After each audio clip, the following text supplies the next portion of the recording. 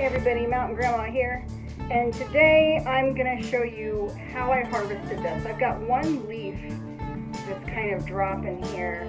The plant itself, spikes looking a lot better, but we've got this one leaf dropping, and I think that's a perfect time for me to show you how I harvested it. So let's get started.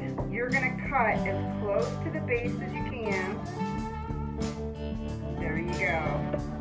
Okay, next step, you soak your aloe leaves in water.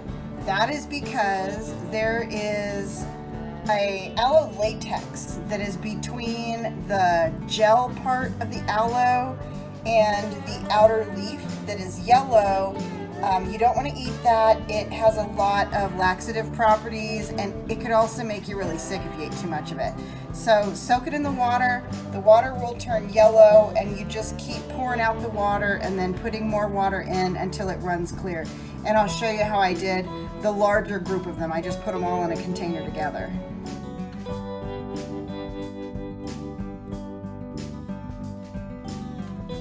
In my first weigh-in for Shed Wars, these aloe weighed in at 1 pound 14 ounces. So to harvest the aloe, you're going to see me cutting off some of the drier parts so that I was just harvesting the parts that actually had the aloe inside the leaves still. These were not healthy leaves, but the aloe is still usable. So you're going to see me trimming those and then scraping out the aloe on the inside. There's a lot of ways to do this. I don't know that any are necessarily easier than the other, and it depends on the health of your leaf. I didn't capture video of me doing all of the leaves because that would be obnoxious, but this is what I did.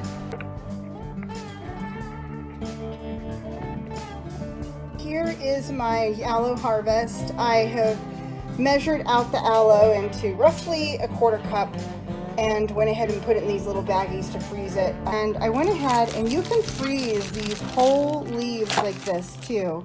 You can go ahead and put those in the freezer and save them for another time to harvest. A lot of things you can use these for. The first thing I'm going to be using them with, other than the smoothie that I already had and did in video, I'm going to make some soap. So I will show you that here in just a minute. I've put one of those little baggies of aloe into this little blender and blended it up, and it creates quite a froth, as you can see. I will just be using a portion of this in the soap that I'm making, and then I'll use the rest of it for a smoothie. Aloe contains vitamins A, C, E, multiple B vitamins, also a broad range of minerals, as you can see here. Most people know that it's great for burns and sunburns, but it's also good as a lotion, especially for your face and in mouth rinses.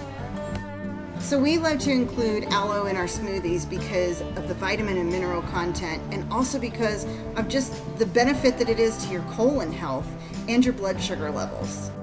Stay tuned for part 3 of this video series on aloe, where I will show you how I made this smoothie and soap, and I need to make lotion. Hopefully I'll get that lotion made too.